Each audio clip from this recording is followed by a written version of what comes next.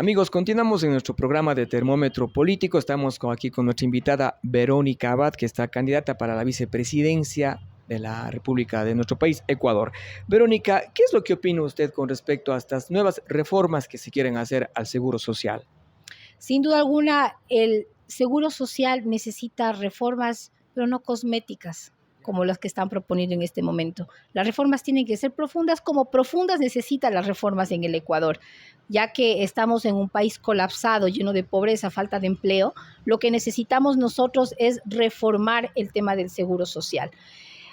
Ha habido propuesta, de hecho, se está debatiendo. Sin duda alguna, el debatir a la altura es lo que tenemos que hacer.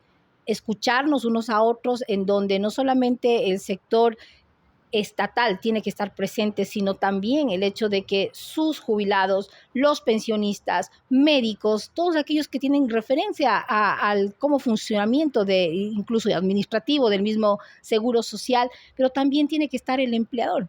¿Sí? Es decir, son varias partes que tienen que sentarse en realidad a discutir. Sabemos que hay una reforma que la están socializando, pero otra cosa es llevar en realidad al campo. Las reformas tanto que tiene que ver como el aumentar el hecho de los años que se tiene que trabajar para tener la jubilación, o en el caso del cálculo, que también se tiene que hacer supuestamente reformas. Eso es lo que se tiene que ver con los trabajadores directamente, y lo que siempre digo, Juan Antonio, con sus dueños. Los dueños del Seguro Social no es el Estado. Los dueños del Seguro Social son sus afiliados. Y allá tiene que regresar el poder. No puede seguir siendo manipulado por diferentes círculos, incluso de dirigentes que están enquistados en un poder, en donde sabemos que hay la corrupción, donde sabemos que lo que tiene que llegar para sus socios no llega nunca y se queda en los grandes negociados y compras públicas que existe dentro de un seguro social. Entonces, no hablan de cómo reformar y quitar la corrupción, ¿sí? Menor metida de mano del Estado, sin duda alguna, va a ser mayor sanidad para un seguro social que pertenece a los ciudadanos ecuatorianos. Muy bien, Verónica. Con el tema de la vialidad, hay algunos prefectos, alcaldes que están ya pidiendo la descentralización de las vías. Vemos que en nuestra provincia lo que es la vialidad no ha sido oportunamente atendida, pues no. Han venido funcionarios, coordinadores zonales del Ministerio de Transporte y Obras Públicas, hasta el propio ministro de Obras Públicas a decir sí, vamos a hacer esto, vamos a hacer aquello, pero a la final no llegan los recursos económicos de manera oportuna. ¿Cómo usted piensa dar una solución para este tema? Mire, como Azuaya, Juan Antonio, tengo una gran responsabilidad. Azuay ha sido uno de las provincias más olvidadas en el tema vial, y me consta. Por lo cual, esta carga que llevo de responsabilidad en mí es porque hemos tenido muchos cuencanos y azuayos en el poder que no han hecho nada por eso. Y en realidad es una deuda pendiente que tenemos con los cuencanos, el de poder descentralizar no solamente el tema vial, sino en realidad que devuelvan a Cuenca y a la provincia de la Azuay lo que también nosotros aportamos a una caja fiscal, por lo cual nosotros tenemos que mirar el destrave que se tiene que hacer. Esto es ley, ¿sí? Y esto no se va a poder hacer en un año, 5 meses, con una asamblea que sin duda alguna no va a estar tan afín, ¿sí? En el tema de descentralizar un país, y sobre todo el tema vial. Lo que nosotros tenemos que hacer, y como propuesta está los decretos ejecutivos de ley, que esos son más rápidos, inmediatos, son herramientas que nos da la Constitución, pero muy claramente, ¿para qué? Para invertir en la vialidad e incluso buscar la cooperación que nosotros tenemos internacional, que están ahí, porque son fondos que tenemos nosotros desde la parte internacional, incluso no pagos, ¿sí? Para no devolverlos, para que los ecuatorianos tengan claro. ¿Y por qué razón entonces no este gobierno, como los anteriores, no han podido tener una caja de fondo común para lo que es vialidad? Y sobre todo sabiendo que nosotros estamos viviendo ya una tormenta del Niño, un fenómeno del Niño que está completamente abatiendo al Ecuador. ¿Dónde están entonces los recursos de emergencia que se supone que nosotros tenemos, que en economía, sí, dentro del gobierno central, deben estar listos para contingente en este momento más que nunca? A la soya hay que destrabarlo, al austro ecuatoriano. Queridos amigos, yo vengo viajando por tierra desde Esmeraldas hasta Macará. Y créanme que sin duda alguna el devastamiento del Ecuador es terrible en el tema vial. No, ¿cómo podemos vivir así?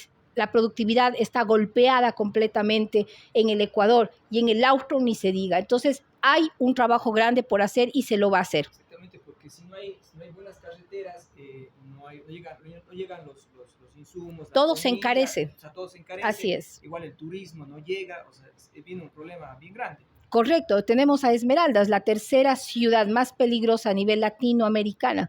¿En qué momento Ecuador descuidó sus fronteras? ¿En qué momento descuidó su infraestructura? Que es grave. ¿Por qué es grave cuando uno llega a Esmeraldas y ve y mira miles de niños que hasta este momento no pueden entrar en sus escuelas a estudiar? Entonces, gente se muere de hambre. Es terrible y yo no sé por qué este gobierno no ha declarado a Esmeraldas aún como emergencia nacional, porque lo que se vive ahí es terrible, no se diga la violencia que nos azota en nuestras fronteras. Muy bien, Verónica. Ya el 20 de agosto los ciudadanos van a decidir con su voto a quién van a elegir como presidente de nuestro país. Y también viene lo es el tema de esta consulta popular del Yasuní. También van a decidir los ecuatorianos si continúa o no la explotación en el bloque ITT de Yasuní. ¿Cuál es su opinión al respecto? ¿Cómo usted votará? ¿Votará sí? ¿Votará no? Bueno, en realidad una consulta popular, para nuestro punto de vista, completamente desubicado, desvía en realidad lo que hoy está viviendo el Ecuador, porque hay que recordar algo, ecuatorianos. Nosotros venimos de una muerte cruzada. ¿Qué quiere decir eso? Que el sistema político de los últimos 60 años de la República del Ecuador falló, no sirve, por lo cual nosotros tenemos que volver a levantar un sistema democrático que sea sin corrupción, que sea sin mañosería, que sea sin esta desconexión humana, social y la política pública. Es decir, tenemos que remontar un nuevo Ecuador. Y cuando estamos hablando nosotros de una reelección en este tema de emergencia, una consulta popular que tiene que ser bien vista, estudiada, investigada, no puede ser así pues de la noche a la mañana. Sin embargo, hemos visto la data, hemos visto lo poco que hay en estudios, la realidad que se está viviendo ahí en el bloque 43, y en realidad uno ve que a este momento hacerle más daño a Ecuador cuando tenemos un sector estratégico totalmente agolpado de corrupción, de ineficiencia, como es nuestro sector petrolero, porque a mí siempre me han dicho desde niña, yo ya tengo 46 años, pero me han dicho desde niña que el petróleo es de los ecuatorianos. Y a mí jamás ni a mis papás nos ha llegado un solo dólar de ese petróleo ecuatoriano, porque no tenemos ni en medicina, no tenemos ni en seguridad, no tenemos en educación. Entonces, ¿dónde está lo que el Ecuador es tan rico en sus recursos naturales? Por lo cual, nuestra propuesta es dejarle a Estados Unidos, sí, en la consulta popular, dejar el petróleo bajo tierra y dedicarnos a lo que tenemos en realidad. Siempre digo este ejemplo, Juan Antonio, es como un bebé, ¿sí?, recostado sobre un nicho de riqueza, de petróleo, de oro, de plata, de litio, de recursos de la biodiversidad que nosotros tenemos, de agua en abundancia, y sin embargo ese niño desnutrido es Ecuador. No tiene los suficientes nutrientes. ¿Qué está pasando? Es eso lo que nosotros dentro de nuestra propuesta clara, es el tercer punto que tenemos que dedicarnos a ver, los sectores estratégicos. Bien, ya para finalizar la entrevista, Verónica, ¿por qué los ciudadanos deberían votar por Daniel Noboa? Porque Daniel es empleo. Daniel sabe cómo hacerlo. Hoy en día tenemos que recuperar el desarrollo económico estancado que tenemos los ecuatorianos.